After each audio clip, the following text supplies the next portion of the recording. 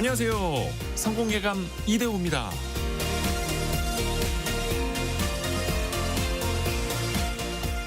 경제학 용어 가운데 메뉴 비용이라는 게 있습니다. 가격을 바꾸는 데 드는 비용을 말하죠. 가격을 올리려면 메뉴판을 새로 만들어야 하는 것처럼요. 물가가 오르면 판매 가격도 올려야 하는데 메뉴판을 새로 인쇄하고 배포하는 데도 비용이 듭니다. 종이를 덧붙여서 숫자만 고쳤을 수도 있는데 그렇다고 고객들이 알아채지 못하는 건 아니죠. 요즘 마트와 편의점에 가보면 가격표가 디지털로 되어 있는 걸 볼 수 있을 겁니다. 디지털 방식이어서 그 판매 가격을 원격으로 간단하게 변경할 수 있죠. 온라인 판매처럼 원가와 경쟁사의 가격에 따라서 실시간으로 상품 가격을 변동시키기도 하고요. 이렇게 되면서 메뉴 비용이라는 게 과거보다 훨씬 낮아졌을 겁니다.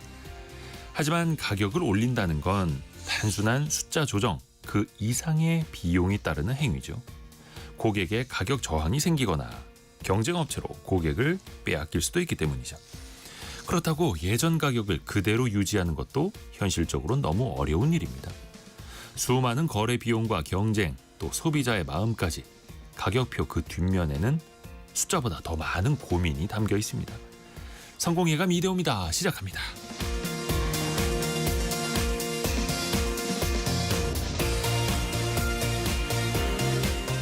안녕하세요. 이대호입니다. 밤사이에 국제 정세가 180도 달라졌죠. 트럼프 대통령이 SNS를 통해서 이란과 이스라엘이 휴전에 합의했다라는 소식을 알렸고요. 이란은 중동 지역에 있는 미군 기지를 공격했음에도 일종의 약속 대련처럼 여겨지면서 국제 유가는 급락을 했습니다. 배럴당 65달러대를 가리키고 있고요. 우리 증시도 코스피가 2% 이상 상승 출발하고 있습니다. 잠시 후에 조금 더 자세히 알려드릴게요. 오늘 또 화요일이죠. 원탁의 기자들 K 함께 하시는 날입니다. 지금은 소득세, 특히 근로소득세 같은 경우에도 한 사람 단위로 부과를 하죠. 그런데 앞으로는 부부나 가족 단위로 이 체계가 바뀔 수도 있을 것 같습니다. 정부가 이걸 검토하고 있는데요. 결혼을 하고 아이를 낳고 또 아이를 많이 낳으면 세금을 더 줄여주겠다 이런 의미인데요. 하지만 또 세수가 많이 감소할 수밖에 없을 텐데 여러분은 어떻게 생각하십니까? 또 전기차 업체 테슬라가 무인 자율주행, 즉 로봇 택시 서비스를 공식적으로 시작을 했습니다.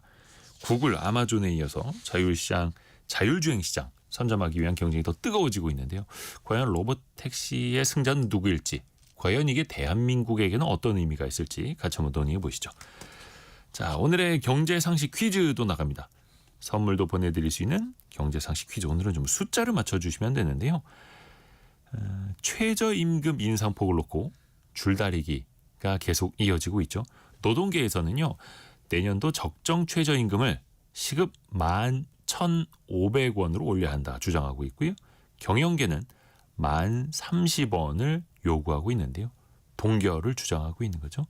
그 법정 심의 시한은 이번 주 일요일, 그러니까 이제 일주일도 안 남았습니다. 하지만 지난해에도 이 법정 심의 시한을 넘겨서 결정이 됐죠. 올해도 막판까지 치열할 것으로 보이는데요. 자, 문제는 이겁니다. 올해 적용되고 있는 최저임금 얼마일까요? 앞에서 경영계가 이 금액으로 동결해야 한다라는 요구를 하고 있다라고 살짝 흘려드렸는데 힌트를 드리자면 10,000원대입니다. 지금 1013님 1050원. 네, 조금만 내려주세요. 요걸 이제 10원 단위로 맞춰야 해서 조금 어렵기는 합니다만 1050원보다는 약간 아래에 있습니다. 경영계에서 동결을 주장하고 있는. 네.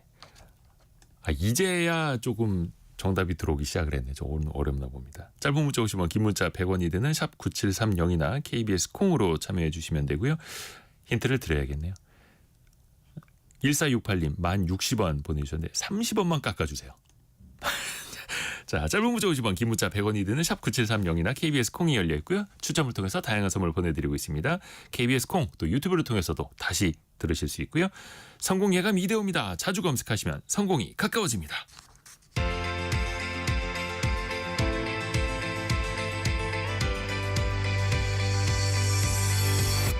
KBS 1라디오 성공예감 이대호입니다.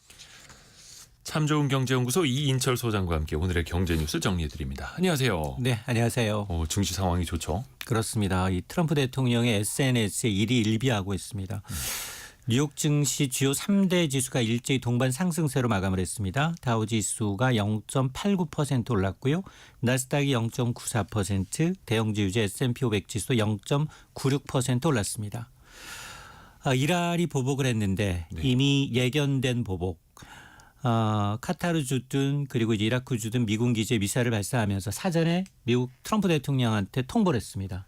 트럼프 대통령에서 다 통보가 됐다. 그렇습니다. 그러면서 트럼프 대통령은 땡큐 이란 미리 알려줘서 피해가 없었다. 자기 군 부대에 미사일을 쏜 나라한테 고맙다고. 예. 참. 그러자 국제유가가 요동을 쳤습니다. 어제 사실은 국제유가 지난 주말 1차 때 이스라엘이 이란 공습하면서 배럴당 60달러에서 70달러 뛰었죠. 그리고 이제 미국이 이란의 이제 핵시설 요격하면서 이른바 북산 브렌트는 80달러까지 찍고 내려왔는데 어제 국제유가가 7% 넘게 떨어졌습니다. 네. 사전 통보한 데다가 이게 약속 대련이고 이런 정도라면 이란 의회가 호르무즈 해협 봉쇄에 결의했지만 실행 가능성이 낮다라고 본 겁니다. 그래서 서부 텍사스산 중진류는 이 선물 가격이기 때문에 배럴당 68달러대, 북해산 브렌트유도 71달러대까지 낮아졌고요. 네. 사실 트럼프 대통령이 이처럼 이제 굉장히 이제 사실 전쟁이 무서운 게 아니라 트럼프 대통령 물가, 국제 유가가 무섭거든요. 그렇죠. 내년 중간 선거 앞두고 지금 미국은 휴가철 가장 이제 기름 수요가 많은 철입니다. 그런데 국제 유가가 오른다. 그러니까 앞서서 뭐라고 얘기했느냐? 모든 나라가 다 기름값을 낮춰라. 그러면서 드릴 더 베이비 드릴. 석유, 가스, 시추학들의 에너지부에 촉구했고요. 결국 이제 이 지금 이런 것들이 밑바탕이 돼서 어쨌든 이제 유가는 이제 급속도로 안정세를 되찾고 있습니다. 국내 증시도 나빠 보이지 않습니다. 오늘 뭐 2% 넘게 상승 출발하고 있는데요. 3000p 이제는 굉장히 굳어져 있는 양상입니다. 거의 한 2.04% 상승폭을 확대하면서 뭐 3075니까 3100선에 한 25포인트 남겨 있고요. 거의 코스피가 3100을 향해서 가고 맞습니다. 있고요. 코스닥도 이제 798입니다. 그러면 거의 800선에 육박을 하고 있는데 전반적으로 금융시장이 안정이 되니까 한때 이제 10만 달러를 밑돌았던 이제 가상자산 대표 주자 비트코인이 지금 10만 5천 달러. 금값도 상승을 했고요. 또 그리고 환율도 어제는 1,800 하루 만에 20원 가까이 올랐거든요. 1,380원 80원대였는데 오늘 15원 넘게 하락세로 출발을 하고 있습니다. 현재 1,367원 정도 가리키고 있고 코스피가 3,075 해서 코스피 사상 최고치가 3,300이었으니까 사상 최고치까지 한 230포인트도 안 남았습니다. 빠르게 가고 있고요. 또 국민연금이 전략적 환해지 한국은행과 같이 맺어서 하던 거 있지 않습니까? 이거를 중단했다 하더라고요. 맞습니다. 자 이렇게 되면 국민연금이 그나마 외환시장의 안전판 역할을 해왔는데 또 네. 원달러 환율 상승하는 게 아니냐? 이게 공교롭게 또 이 소식이 어제 이제 환율이 급등했던 이제 20원 가까이 이제 급등했던 시절이 이제 알려진 뉴스여서 주목을 받았는데 국민연금의 특성상 해외 투자 비중이 상당히 높습니다. 그러니까 달러 자산이 꽤 많다는 거죠. 그래서 국민연금이 이제 원달러 환율이 급등했던 2022년 12월부터 해외 자산의 최대 10%가량은 전략적으로 한시적으로 환해지를 해왔습니다. 네. 환해지라는 건 이 환율 변동 위험을 이제 회피하기 위한 거래를 말하는데 국민연금이 환율이 자체적으로 정해놓은 기준을 넘어서게 되면 선물한 매도와 매수를 반복하면서 외환시장의 안정판 역할을 톡톡히 해왔습니다. 그런데 최근 들어서 환율이 많이 떨어졌거든요. 네. 그러니까 지금 국민연금이 가이드라인으로 내세웠던 기준선 아래로까지 떨어지니 내부 규정상 달러 매도를 중단한 겁니다. 자 이렇게 되면 혹시나 굉장히 좀 파장이 좀 커지지 않을까라는 건데 국민연금의 해외 자산이 꽤 많아요. 4,872억 달러 3월 말 기준. 이 가운데 최대 10%까지 환해지 한다면 단순히 계산해도 487억 달러 500억 달러 가까운데 이게 외국환은행의 하루 평균 거래 규모가 195억 달러 2배로 웃돕니다. 그러다 보니까 이제 환율 상승 우려가 커지고 있는 건 맞지만 그러나 뭐 과거처럼 이제 국민연금의 한해치 전략을 이제 한다 하더라도 굉장히 서서히 조정할 가능성이 있고 그리고 또 미국 재무가 환율 감시 압력이 상당 부분 있기 때문에 당분간 뭐 이런 이제 대규모의 달러 매입은 좀 어렵지 않겠느냐라는 시작도 있지만 어쨌든 이제 환율 이제 급등 가능성은 좀 제한적이다라는 이제 분석이 우세합니다. 해서 최근에 원달러 환율도 지금은 1,360원대 조금은 진정되고 있는 흐름이고요. 또 미국이 철강 관세 부과하고 있지 않습니까? 그 여파가 어떻게 나타나고 있나요? 맞습니다. 사실 자동차하고 철강이 이제 제일 먼저 이제 이 피해가 확산되고 있는데요. 지난달 이제 한국의 대미 철강 수출이 1년 전에 비해서 16% 두 자릿수 감소했습니다. 수출 물량은 유지가 됐는데 톤당 가격이 9% 이상 떨어졌습니다. 그러다 보니 국내 철강 업체들은 마진을 줄이면서 버티게 나선 게 아니냐라는 분석이 제기가 되고 있는데요. 근데 상황은 더 좋지 않습니다. 왜냐? 이달 4일부터 철강 관세를 기존의 25에서 50%로 2배 올렸고요.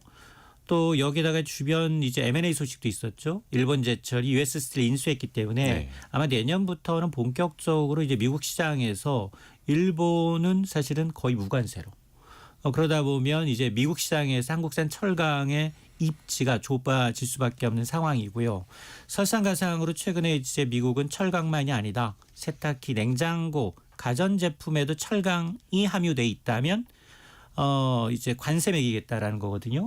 이렇게 되면 아마 이제 가전제품에도 가격 인상 요인이 발생하기 때문에 물론 뭐 미군의 생산 시설을 확장하는 것이 뭐 궁극적인 해법이긴 하지만 기간도 많이 걸릴 뿐만이 아니라 그리고 이제 여러 가지 이제 이 결단을 내리지 못하는 뭐 인건비로부터 시작을 해서 생산성이 맞지 않는 부분이 분명히 있기 때문에 아마 지금 뭐 상호관세 유예 시한도 2주 앞으로 다가온 만큼 새 정부가 얼마나 대미 협상력을 발휘하느냐 이거에 지금 업계의 어떤 관심과 기대가 쏠리고 있습니다.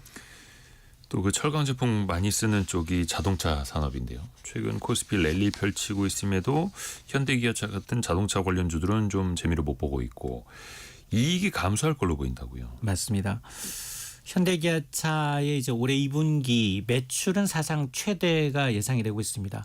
75조 5천억 원 정도로 추산이 되는데 문제는 영업이익이거든요. 얼마나 장사를 잘했느냐. 1년 전에 비해서 13.3% 정도 줄어들 것으로 예측이 되고 있습니다. 이 얘기는 뭐냐. 외형은 증가했지만 수익성은 악화되고 있다. 장사가 좀 실속을 차리지 못하고 있다라는 얘기인데요. 주요 원인은 일단 미국간 관세 인상입니다. 자동차에 대해서 자동차 부품에 대해서 25% 관세가 올랐고요. 또 중동발 원자재 가격이 오른 데다가 환율 불안과 같은 물류비 증가와 같은 여러 가지 삼중고에 쌓여 있는 상황인데 네. 특히나 이제 미국 관세 인상 하나만으로도 현대차의 경우에는 연간 최대 5조 원 가까이 이익이 타격을 밀 것으로 지금 추산이 되고 있고 그러다 보니 차종별로 보게 되면 그나마 잘 팔리고 있는 가성비가 좋은 하이브리드 모델 선전해서 매출은 늘고 있지만 그러나 전기차 판매는 굉장히 부진합니다. 네. 그러니까 수익성에는 상당히 좀 부정적 영향을 미치고 있는데요. 다만 이제 현대기아차가 이 탈출구로 하반기에 좀 공을 들이고 있는 게 신차 출시. 여기에다가 미국이나 멕시코 현지 생산 좀 확대를 통해서 관세를 좀 회피하게 되고 또 물류비를 절감하게 되면 조금 더 나아지지 않겠느냐라고 이제 기대를 하고 있습니다. 그리고 정부의 장관급 인사가 어제 발표되지 않았습니까? 특히 민간 기업인들이 많이 들어가게 되더라고요. 그렇습니다. 첫 장관 인사에 네이버, LG 출신의 민간 AI 전문가가 잇따라 발탁이 되면서 주목을 받고 있습니다. 어쨌든 AI 디지털 기술 중심의 국가 전략에 속도를 내겠다라는 이제 새 정부의 의지가 지금 반영된 건데 대통령실 AI 미래기획수석의 하정우 네이버 클라우드 AI 센터장이 또 중소벤처기업부 장관 후보에는 한성숙 전 네이버 CEO가 또 과기정통부 장관 후보에는 배경훈 LG AI 연구원장이 각각 지명이 됐습니다. 이들은 뭐 각각 국내 초거대 AI 모델 하이브 클로버나 이제 엑사원 같은 개발을 주도했던 핵심 인물들로 알려져 있기 때문에 네. 굉장히 좀 업계에서는 긍정적으로 평가를 하고 있죠. 실무 경험도 풍부한 전문가들이 정책 결정에 참여하게 되면 그만큼 이제 앞으로 AI 관련된 투자, 저변 확대가 좀 이루어질 수 있기 때문에 실질적인 성과를 낼 수 있지 않겠느냐라는 거고요. 특히나 이제 산업 현장의 문제를 직접 경험한 리더들이 정책 집행에 어떤 현실감을 더해줄 것이다라는 기대감이 더 커서 긍정적 시그널로 해석이 되고 있습니다. 어제 보니까 그 관련된 기업인들의 그 출신 기업들 관련 주가들도 또 엄청나게 막 움직이더라고요. 예, 오늘은 좀 내리고 있어요. 그러네. 참 좋은 경제연구소 이인철 소장이었습니다. 고맙습니다. 네, 고맙습니다.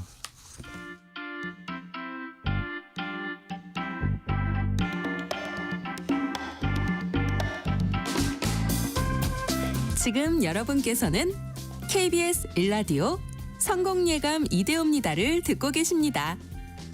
프로그램에 참여하신 청취자 여러분께는 추첨을 통해 Y스트릿에서 밝은 눈과 두뇌 건강, 활력까지 한 번에 와이즈 부스터를, 아름다운 식탁 창조 주비푸드에서 뿌리 담은 리얼 생 와사비를, 쉽고 빠른 판촉물 제작 시너지 기프트에서 고속 충전 알람 시계를, 그리고 성공예감에서 준비한 커피 쿠폰을 보내드립니다. 당첨자는 성공예감 이대호입니다 홈페이지에서 확인하세요.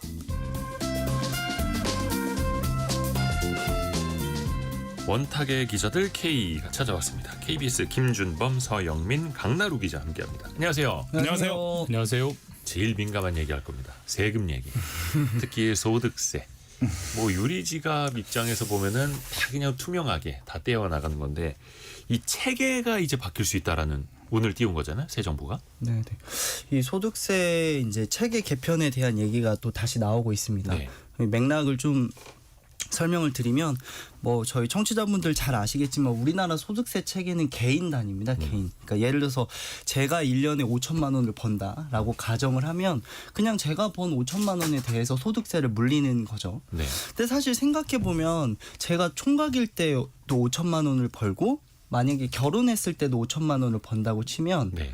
사실 총각이었을 때 5천만 원을 쓸 때 그 소비랑 결혼해서 이제 뭐 아이도 낳고 했을 때 똑같은 5천만 원이면 소비가 좀 다를 수 그럼요. 있거든요. 들어가는 돈도 더 많고. 그렇죠. 그러니까 사실은 이 소득세 체계를 개인이 아니라 가족 단위로 하자, 가구 단위로 하자라는 이제 개편의 방향이 나오는 건 바로 이러한 좀 맥락 때문입니다. 그러니까 이 개인 단위에서 이제 그 가족의 영향을 좀 넣어서 좀 다르게 이제 소득세를 매겨보자. 그리고 이제 가족이 되면 좀 씀씀이가 커지니 조금 더 이제 세금 체계를 달리해서 조금 더 이제 그 메리트를 줘보자. 좀 이런 맥락에서 지금 개편 논의가 나온다라고 보시면 될 것 이를테면 같습니다. 저희가 그렇죠. 술을 먹을 때 네. 가장 돈을 많이 버시는 것으로 예상되는 이를테면 기업의 임원 이런 분께 돈 많이 버니까 좋겠습니다. 그러면 그분이 이렇게 말씀하시죠. 아니 여러분들은 혼자 벌어서 혼자 먹고 살죠. 누구는 집에 애가 하나 있죠. 저는 집에 둘이 있어요. 그러면 저는 헛벌이기 때문에 맞벌이도 아니고 헛벌이기 때문에 내가 번 돈의 4분의 1 해야 내 연봉이에요. 그렇게 따지면 여러분들이 더 부자예요. 라고 주장할 수 있는 겁니다. 서영민 기자가 주로 그런 주장하지 않나요? 삼 자녀를 두고 계시는 아이가 셋이다 보니까. 그 말씀은 그 저만 해당되는 건 아닌 것 같습니다. 저도 마찬가지예요. 저도 애가 셋이기 때문에 거기다가 외벌이이기 때문에. 예. 각자의 사정이 있는 거죠. 그러니까 이제 국정기획위원회가 이재호 기자님 말씀대로 운을 띄운 거죠. 운을. 그러니까 이제 한번 검토해 보자라고 운을 띄운 거고, 우리 강나루 기자 말처럼 지금의 소득세는 다 개인 단위 부과인데 그거를 그러니까 가구 단위 부과로 한번 바꿔보자. 뭐 어느 쪽이 맞건 그러건 간에 개인 단위에서 가구 단위로 바꾸는 거는 아파트로 치면 거의 다 부수고 새로 짓는 대공사입니다. 소득세 체계 특히. 문을 하나 바꾸고 창문을 하나 바꾸고 수준이 아니고, 그래서 올해 한다는 건 이미 불가능하고요. 보통 매년 8월에는 이제 세제 개편안이 나오는데, 그래서 그 세제 개편안을 정부가 발표하고 이제 9월 정기국회에 넘겨서 거기서 통과되면 세제가 매년 한 번씩 바뀌는 건데, 벌써 6월이기 때문에 8월 세제 개편안에 이게 담긴다는 건 제가 볼 땐 뭐 100% 불가능하고요. 뭐 빠르면 이제 내년 8월 정도 한번 추진해 볼 수 있는 건데, 과연 할 수 있을까에 대해서는 저는 굉장히 약간 회의적인 생각을 좀 갖고 있고, 근데 어쨌든 이런 논의가 나오는 배경은 순수한 세금이 아니라 세금의 이제 저출산, 가족 친화, 출산 장려라는 개념을 담고자 하니까 그렇죠.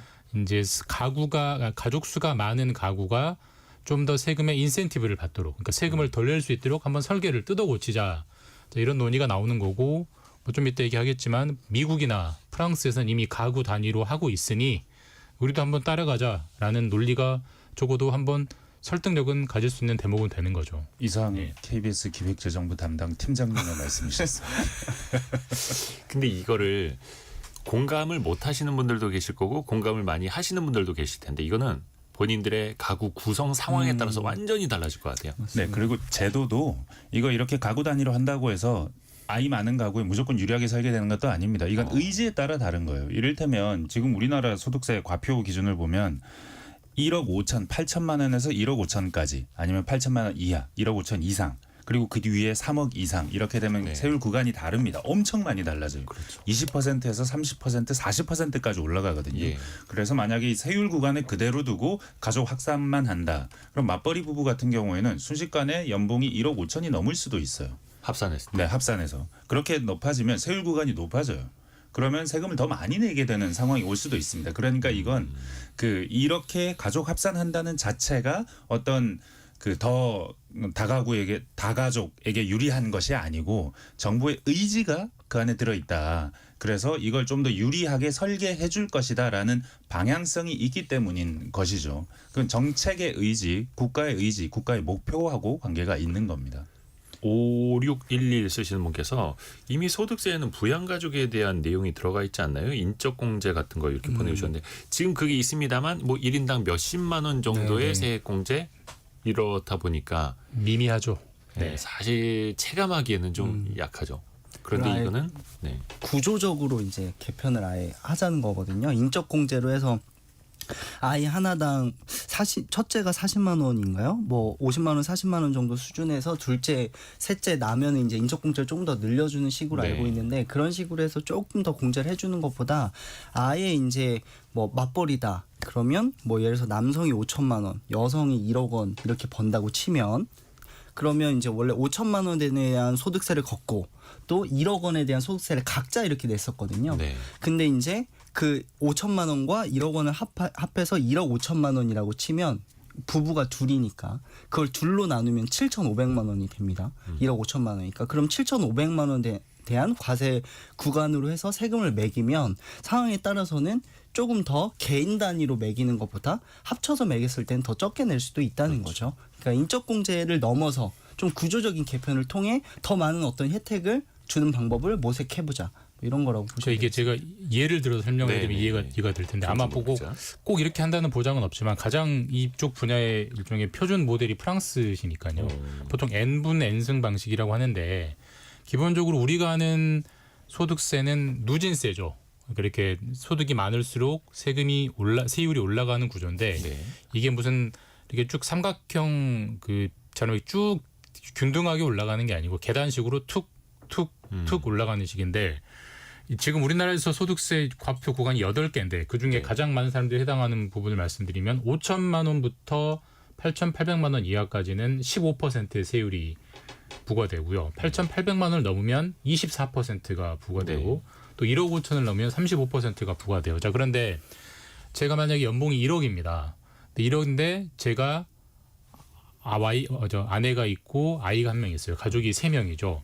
자, 그러면 일단 연봉 1억을 너희 셋이 나눴으니 1억을 3으로 나눕니다. 네. 자, 그럼 3,300만 원이 되죠. 자, 그럼 과표 구간에서 아래로 훅 내려오기 때문에 세율이 확 싸집니다.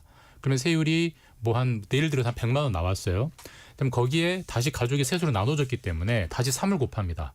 그럼 300만 원이 세금이 되는 거예요. 자, 그렇게 되면 1억 자체가 높은 세율을 부과받는 것보다 한번 나누어서 낮은 세율을 부과받았다가 그 세액에다가 다시 3을 곱하는 방식이기 때문에 총 비교해 보면은 식구수가 많을수록 확 깎입니다. 네. 자, 이런 식으로 바꿔주는 게 프랑스고요. 프랑스도 가족 친화, 출산 장려를 위해서 한 5, 60년 전에 이걸 도입을 했고 이게 그래서 많은 출산 장려, 그러니까 자녀 양육을 촉진한 효과가 있었다라는 보고서가 있기 때문에 지금 우리나라 국정기획위원회도 우리도 한번 해볼까 할 수 있을까를 이제 검토해보는 이제 그런 단계라고 보면 됩니다. 그러니까 근데 그렇게 되면은 사실 세수 자체가 많이 줄어들 수밖에 없을 것 같거든요. 당연히 줄어들죠. 그러면 결국에는 그걸 어디선가는 또 모아야 하는데 세금을 걷어야 하는데. 다만 이런 건 있습니다. 우리나라가 소득세 구간을 방금 말씀드렸잖아요. 8,800만 원 이하, 뭐 1억 5천 이상, 3억 이상 뭐 이렇게 다 다르다고 말씀드렸잖아요. 우리나라가 요 세율 구간을 잘 조정을 안 합니다. 거의 안 하죠. 손을 안 대려고 합니다. 근데 이게 손을 안 대면 세율이 똑같다고 생각하실 수 있지만 사실은 세율이 올라가고 있는 겁니다. 우리는 소득세를 계속해서 증세를 하고 있습니다. 이 무슨 얘기냐면 인플레이션만큼 월급은 오릅니다. 호봉만큼 오르고요. 매년 지날 때마다 월급은 조금씩 오르죠. 물가만큼 올려줄 수밖에 없는 거고 최저임금이 오르듯이. 그러니까 이렇게 임금이 오르는데 세율은 그대로다. 그러면 점점 더 숫자상으로는 많은 금액이 표시가 되는데 사실은 이게 물가만큼이니까 별로 월급이 오른 것도 아닌데 숫자가 올라가면 올라갈수록 더 많은 세금을 내게 돼 있습니다.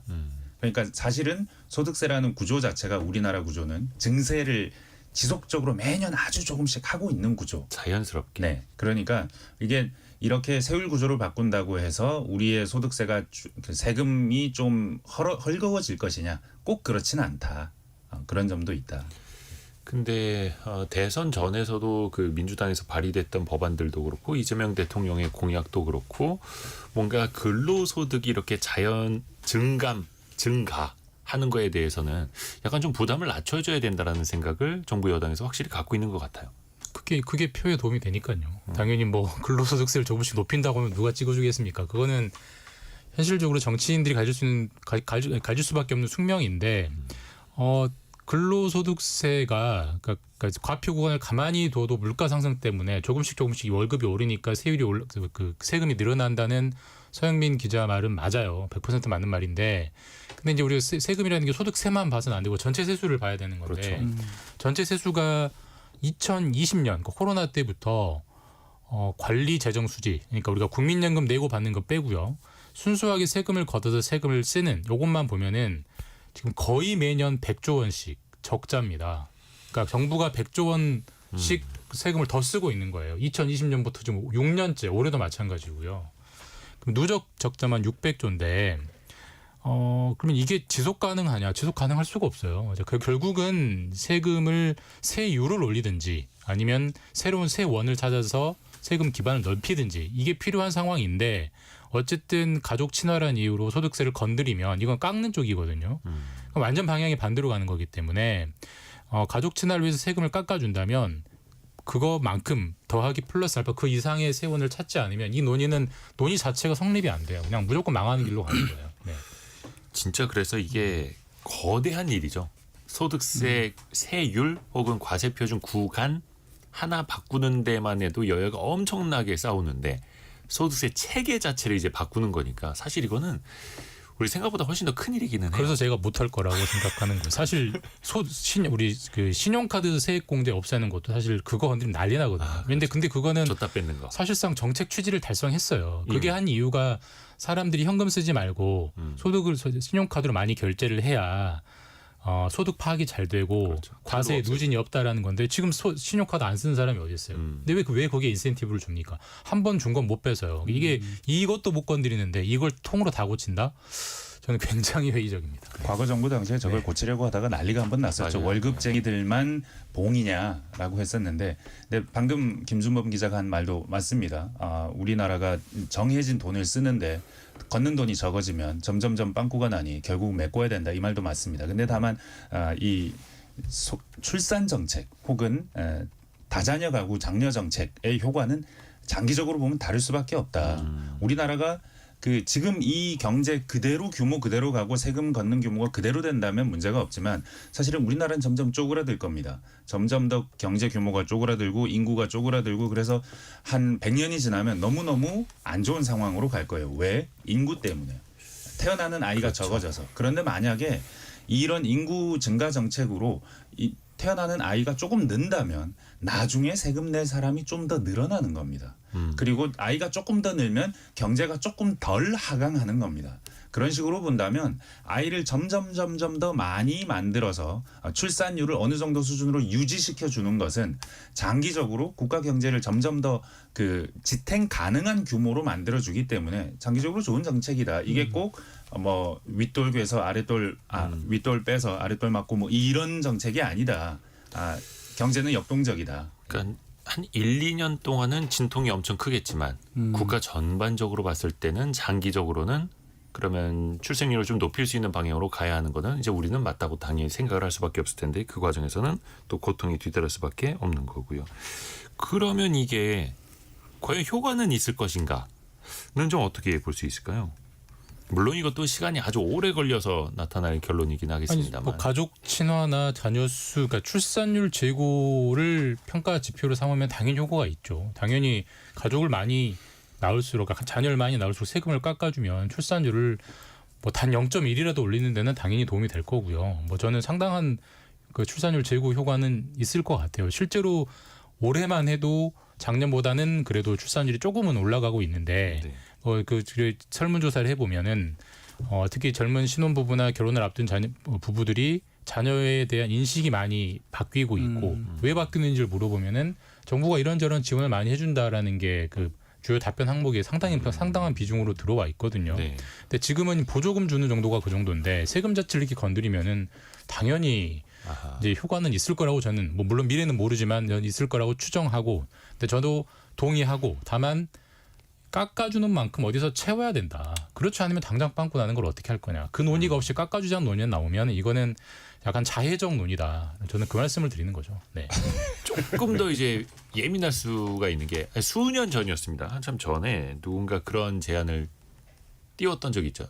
싱글세, 독신세, 결혼 안 하고 혼자 사는 사람에 대해서는 세금 더 걷어야 되는 거 아니냐. 물론 이제 난리가 났었죠. 없던 일이 되기는 했습니다만. 근데 그분들에게 더 걷자는 거는 아닙니다만 네. 다자녀 가구라든지 아니면 이제 싱글로서 뭐 이렇게 일하시는 분들을 좀 깎아주자라고 하면은 상대적으로 비혼 미혼인 분들에게는 난 가만히 있었는데 상대적으로 불리해졌네 또 이렇게 느낄 수도 있는 거라.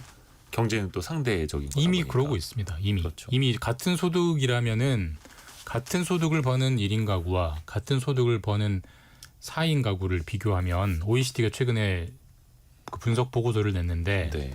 우리나라의 평균 소득만큼을 버는 4인 가구와 평균 소득만큼을 버는 1인 가구를 비교해 보면은 4인 가구는 버는 돈의 13%만 세금으로 내고 있고요. 1인 가구, 독신 가구는 24%, 거의 25% 정도를 세금으로 내고 있어요. 왜냐면 왜 그러냐면 뭐 각종 공제, 뭐 자녀 공제, 인적 공제도 있고, 그다음에 여기에 또 생각해봐야 되는 게 우리가 출산하면은 각종 장려금, 보조금을 주잖아요. 근데 그게 결국 다 세금에서 나오는 거잖아요. 그러니까 자녀가 있는 가구는 내고 받는 거고요. 1인 가구는 내고 못 받는 거니까 다 더하기 빼기 하면 이미 1인 가구의 조세 부담률이 훨씬 높습니다. 근데 이제 이거를 가구 단위로 소득세를 개인 단위에서 가구 단위로 바꾸면 이 격차가 더 벌어지겠죠. 자, 그게 과연 우리가 용인할 수 있는 한도인 것이냐, 그리고 그게 나라를 위해서 바람직한 것이냐에 대해서는 논란이 이제 있을 수밖에 없고요. 네. 이게 그래서 1인 가구가 그러니까 싱글인 분들이 독신인 분들이 자연스럽게 조금 더 결혼할 수 있는 유인책이 되고 돈 때문에 아이를 못 낳았던 분들이 자연스럽게 또 아이를 낳을 수 있는 심리적인 장벽을 좀 낮춰준다면 좋겠으나 그게 또 본인의 개개인적인 상황이 또 다 다를 수밖에 없는 거고 우리나라 1인 가구가 이제 800가구 넘었다고 하는데 또 대부분은 800만. 네. 800가구만 됐으면 1인 가구가 800만 가구 넘었다고 하는데 또 대부분은 중장년, 예. 노년 가구일 테고 그래서 이 전환 효과가 과연 얼마나 될까 이것도 좀 궁금하긴 하더라고요. 전 사실은 이게 그 오늘의 주제는 저는 국가의 의지인 것 같아요. 국가의 의지. 네, 근데 이게 전환 효과가 얼마나 되느냐, 얼마나 될 것이냐 계량할 수 없지만 효과가 있을 것이라고 생각되는 정책은 다 해보는 것이다. 근데 사실 다자녀 가구를 그 운영, 경영 아니면 그 꾸려 나간다는 건 사실은 상당한 측면에서 많은 비용이 듭니다. 전 사실 얼마 전에 아기가 하나 더 태어나면서 이사를 했어요. 자가에 살다가 좁아서 월세집으로 이사를 했습니다. 이사를 했는데 이 집은 굉장히 에너지 비효율적인 집이에요. 전기요금이 너무 많이 나오는 거예요. 근데 저희는 5명이잖아요. 네. 더 많이 나오는 거예요. 이를테면 한여름에 작은 집에서 살 때는 에어컨을 아무리 틀어도 10만 원 이상 안 나왔거든요. 전기요금이. 근데 여기는 여름에 살짝 틀었더니 전기요금이 30만 원을 가는 겁니다. 근데 가만 생각해 보니까 우리 집에는 벌써 중학생, 초등학생, 고학년도 있고 아기도 있고 엄마 아빠도 있고 5명 있으니까 훨씬 더 많은 전기를 쓰는 거예요. 그렇죠. 그러다 보니까 가볍게 누진 구간을 넘어가는 겁니다. 그러니까 5명이 살면요. 누진 구간을 쉽게 넘어갑니다. 최고 구간을 바로 뚫어요. 그렇게 되면 요금을 많이 내게 됩니다. 그러면 이 다가구의 가장은 아니면 경영하는 꾸려가는 사람은 어떤 생각을 하게 되겠습니까? 왜 우리는 전기 요금을 이렇게 많이 내지?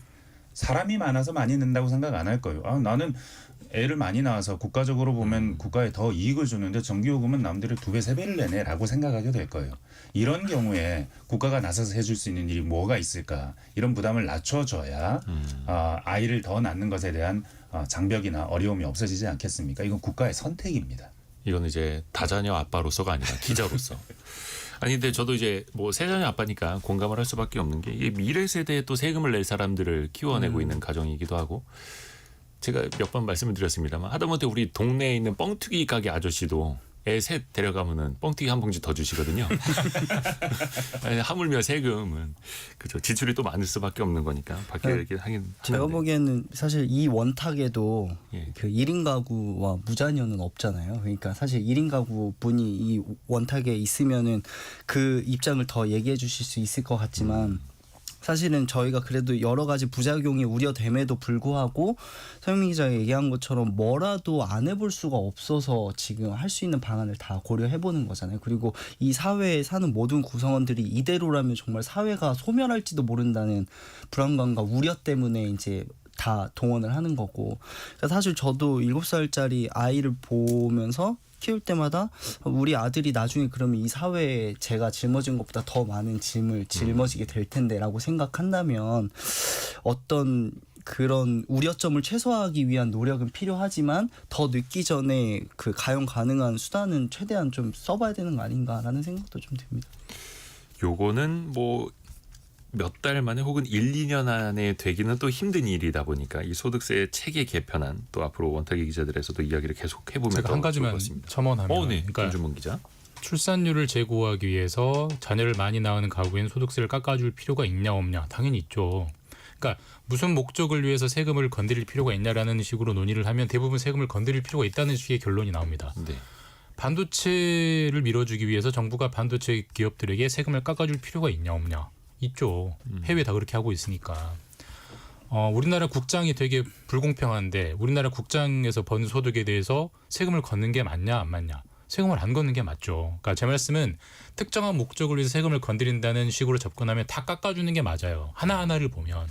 근데 이게 부분과 전체의 모순인데 자 그렇게 다 깎아주면 어떻게 하겠냐는 거예요. 결국 우선순위를 정해야 된다. 깎아준 우선순위. 그러니까 그렇지 않으면 이거는 성립 자체가 안 된 논의를 서로 계속 하는 거라.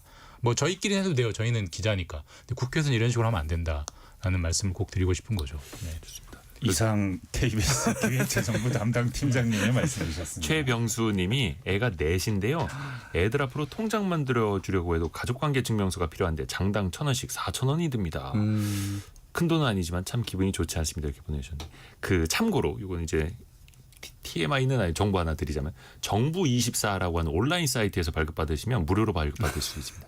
주민센터나 가서 하시면 돈을 내야 하는데 정부24 사이트에서는 거의 뭐 요즘 못 떼는 서류 없이 다 거기서 뗄 수 있습니다.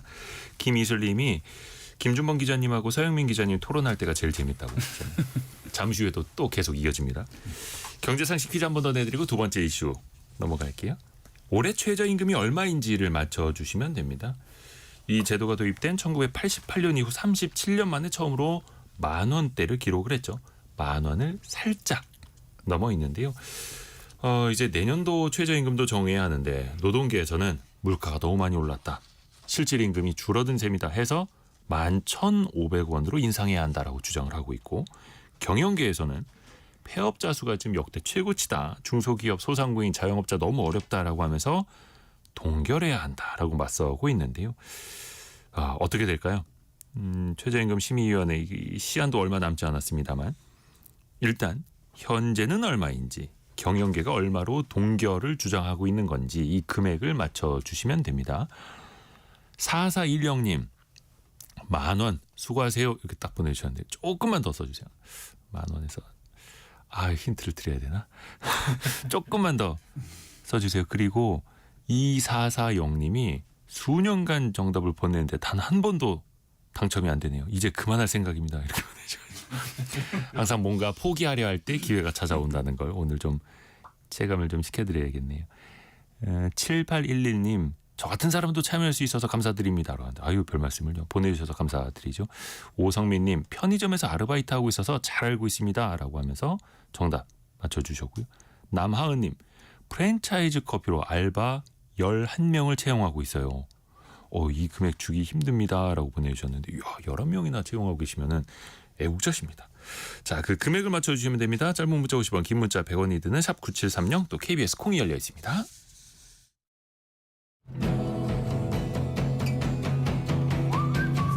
오늘의 움직임에 주목하고 세상의 흐름을 놓치지 않습니다. 여러분의 내일을 응원하며 성공의 열쇠를 함께 찾아갑니다. 성공예감 이대호입니다.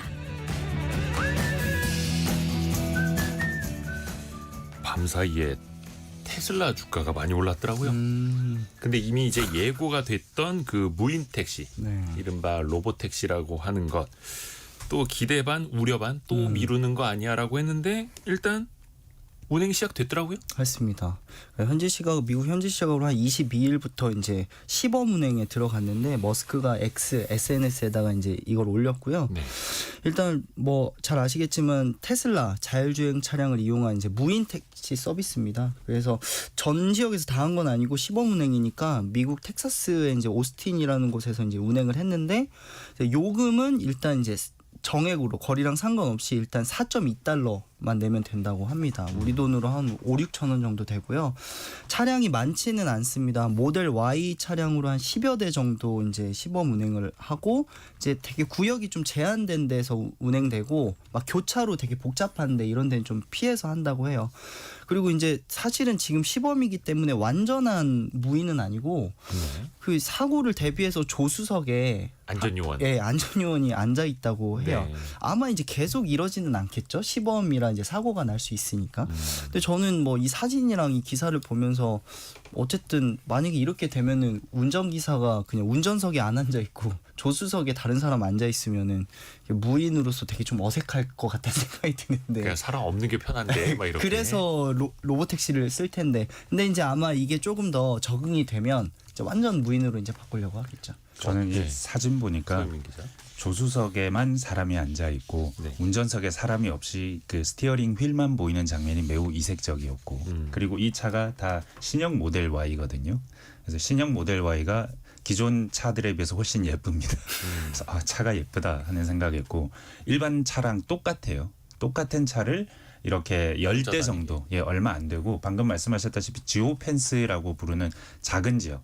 오스틴, 텍사스 오스틴은 이 테슬라의 고향, 테슬라 네. 본사거든요. 그래서 요 지역에서 시범적으로 운영하는 거고 그래서 4.2달러인 거고 가격은 큰 의미가 없고요.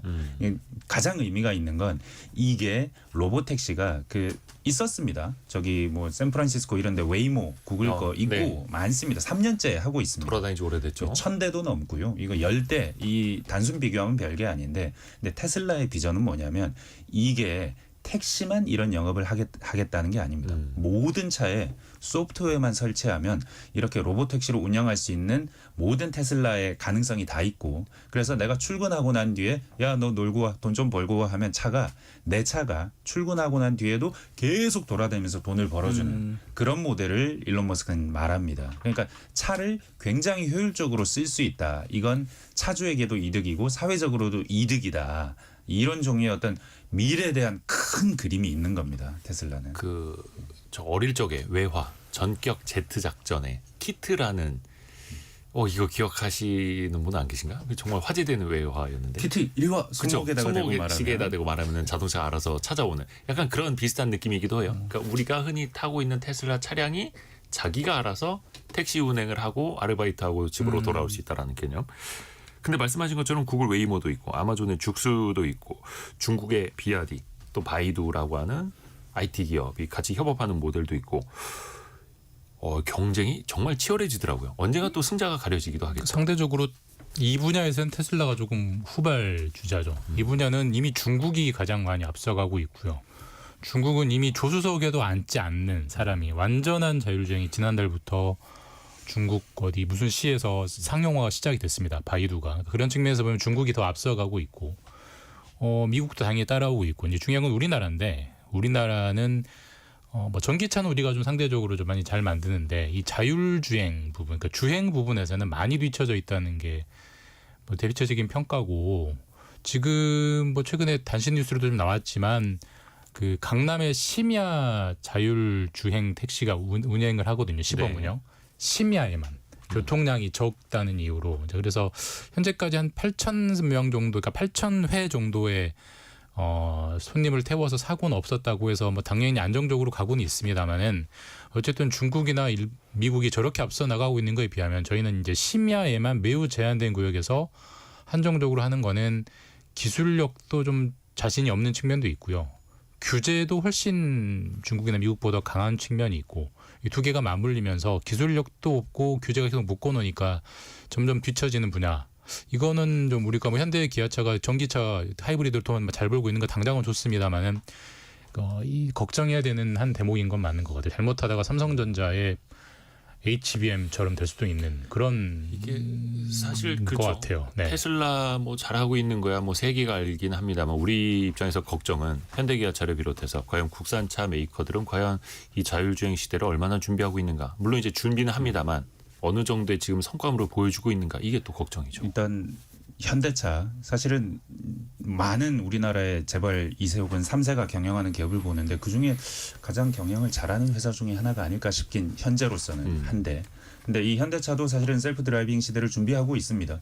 소프트웨어 디파인드 비히클 SDV라고 부르는 요런 자기만의 단어로 부르는데 가겠다고는 하는데 사실 부족한 건 사실이고 뭐 2.5단계 자율주행 정도밖에 안 된다고 하는데 나가야 될 건 분명한데 어느 방향으로 나가야 될지 목표 설정도 중요할 것 같아요. 그런 면에서는 이번에 테슬라 로보택시를 보면 이게 다른 세계관들이 있다. 이를테면 테슬라 로보택시는 3만 달러면 되는 차입니다. 그러니까 특별히 다른 종류의 뭔가가 달리지도 않았고 카메라로만 가는 차예요.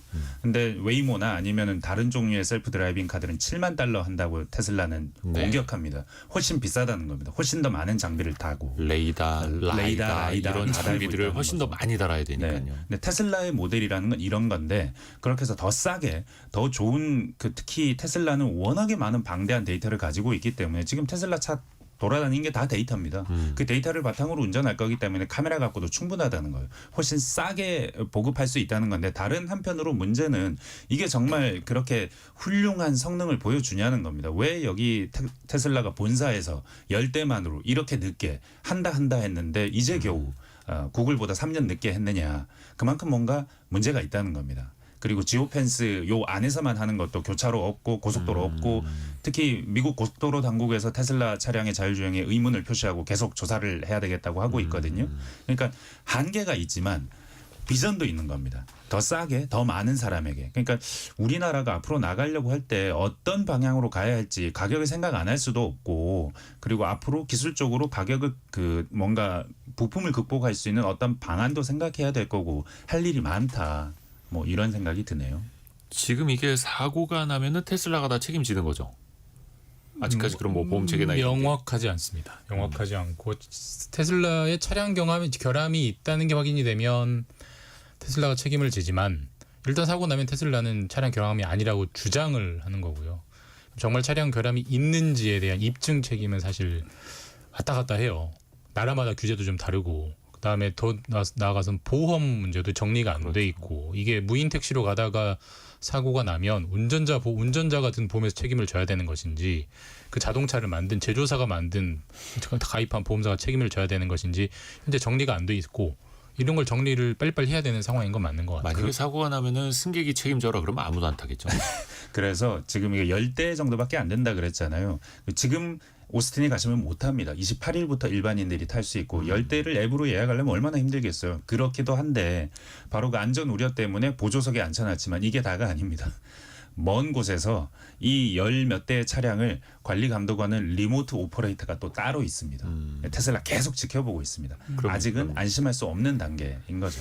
그러니까 중앙 통제센터 같은 곳에서 원격으로도 감시하고 있고 어떤 긴박한 순간이 발생을 하면 원격으로 개입을 할 수도 있고 이중 삼중의 장치를 또 마련을 해 놓는 거죠. 만에 하나 어떻게 될지 모르니까. 근데 이제 우리나라 같은 경우는 예전에 승차 공유도 금지했던 이른바 타다 금지법이라는 것도 있었고 언젠간 우리나라에도 이런 자율주행 차들이 들어올 텐데 우리는 과연 준비가 되어 있을까요? 뭐 그 규제가 이제 그 문턱으로 작용한다고 했는데 대표적인 게 사실 그 모자이크예요. 그 자율주행 할 때 이제 그 도로랑 사람들 이렇게 찍는데 저희 지도 앱 같은 데 들어가도 지나가다 찍힌 사람들 얼굴에 다 모자이크 돼 있잖아요. 저희가 개인정보 보호법 때문에 그렇게 해야 되는데 이 부분도 사실 자율주행차가 사람의 앞부분이랑 뒤통수를 잘 구분을 못 한다고 해요. 그래야 사람을 인식하는데. 근데 사실 이거는 프라이버시 문제 때문에 또 사회적인 또 합의가 필요한 부분이기도 하거든요. 그러니까 뭐 이런 어떤 규제 문제 그리고 또 사고가 났을 때 사람이 있는 급발진 문제도 서로 그 법적 소송 때문에 결론이 잘 안 나는데 그러니까 이런 문제들이 좀 정비가 돼야 되는데 이걸 얼마나 더 속도를 낼 수 있을 거냐가 좀 중요한 부분일 것 같습니다. 이후에 이 시범운행 이후에 또 어떤 소식들이 전해지는지도 저희가 계속 찾아보고 또 알려드릴게요. 오늘 KBS 서영민, 김준범, 강나루 기자 함께했습니다. 고맙습니다. 감사합니다. 오늘 코스피가 3,080포인트 이상으로 올라가고 있는데요. 2.2%나 강세입니다. 이란과 이스라엘이 휴전에 합의했다. 이 소식이 아무래도 가장 크게 반영이 되고 있는 것 같고 국제유가도 많이 떨어졌죠. 하루 전과는 분위기가 180도 달라졌습니다. 그러면 또 이 이후에는 어떻게 될지 중동 전문가와 지금의 상황을 같이 한번 또 진단해보고 같이 또 전망도 해보시죠. 잠시 뉴스 들으시고요. 10시 5분에 금방 다시 돌아옵니다.